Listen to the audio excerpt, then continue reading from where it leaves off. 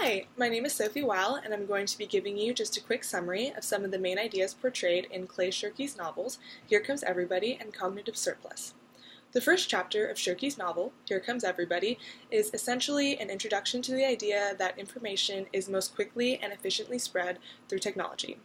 He provides various examples to convey this concept, but the most significant was the anecdote about Ivana, who had lost her phone in a New York taxicab, but was fortunately able to retrieve it through her friend's, Evan's, know-how of mass media and social networking. I very much agree with the point that Shirky's trying to make because without Evan's use of the internet, he would have been unable to reach the hundreds and even thousands of people about Ivana's sidekick, and all other efforts to retrieve it would have proven comparatively ineffective. I also agree with this concept due to personal experience with mass social networking. When I was little, my dog ran away from home, and my family and I were unable to find him after about an hour of driving around, calling his name, and putting up lost dog signs around the neighborhood. The only method that was actually effective in finding my dog was a mass email that my mom sent out to all of our friends and neighbors within the community. Within the hour, someone had replied saying that she knew someone who had picked up our dog earlier that day. In no time at all, we were provided with that person's contact information and were happily reunited with our puppy.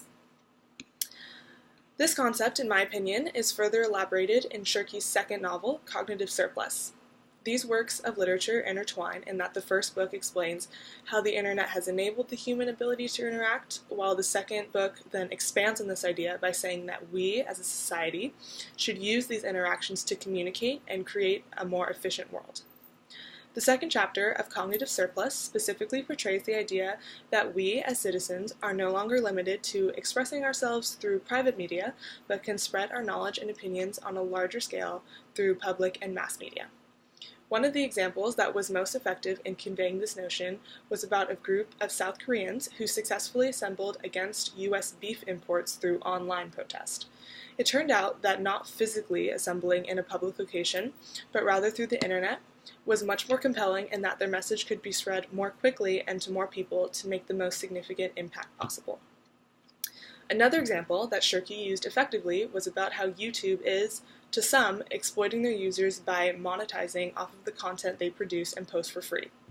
However, if one looks through the perspective that media is the connective tissue of society and that YouTube users are simply contributing rather than producing, surely one could understand how sharing knowledge, culture, and entertainment takes precedent over any ulterior motives regarding a social media's financial gain.